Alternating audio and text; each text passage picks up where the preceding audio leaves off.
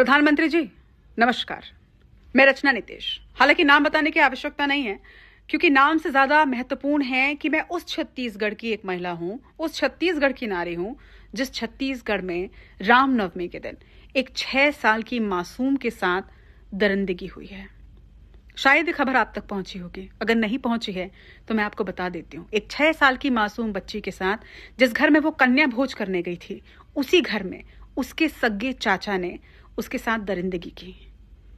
Cigarette से उसके पूरे शरीर को दाग दिया, कई जगह खरोच के निशान और कई जगह मासूम की चमड़ी उधड़ गई थी। इसके आगे तो शायद बताने से भी रूह कांप जाएगी। उसके प्राइवेट पार्ट में एसिड डाल दिया गया था। अब आप सोच रहे होंगे कि ये खबर मैं आपको क्यों बता रही हूं। एक पत्रकार होने के नाते हम लोग आए दिन रेप की खबरें पढ़ते हैं, लेकिन आज दिल बहुत बेचैन है। 6 साल की मासूम के साथ इतनी दरिंदगी और उसके बाद उसकी हत्या कर दी गई है।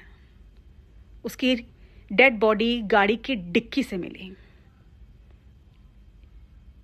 किस दर्द से वो मासूम गुजरी होगी, ये हम चाह के भी नहीं सोच सकते, महसूस नहीं कर सकते कि किस पीड़ा से वो बच्ची पहले गुजरी और फिर उसे मौत के घाट उतार दिया गया।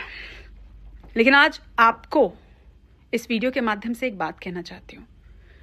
इस देश की आधी आबादी यानी हम महिलाएं आज चाहती हैं कि जिस तरह से आप लगातार फैसले ले रहे हैं, जिस तरह से आपने भारत को स्वच्छ भारत बनाया, जिस तरह से आपने इंडिया को डिजिटल इंडिया कर दिया, जिस तरह से आपने 3 तलाक का बिल लाया, जिस तरह से आर्टिकल 370 हटाया, जिस तरह से वक्फ संशोधन बिल को कानून बनाया, इसी तरह से एक फैसला और ले लीजिए सर, बस एक फैसला।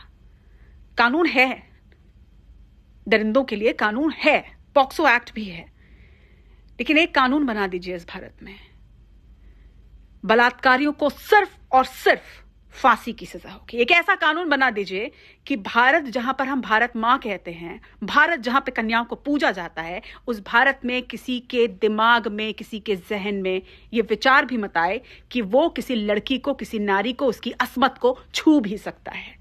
और अगर नहीं तो लिंग परीक्षण, जिसे भारत में गैर कानूनी माना जाता है, उसे वैलिड करवा दीजिए।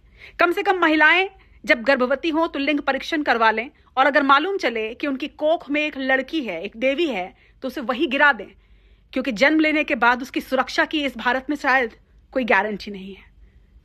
निवेदन है सर आपसे, आधी आबादी की तरफ से, कानून बना दीजिए।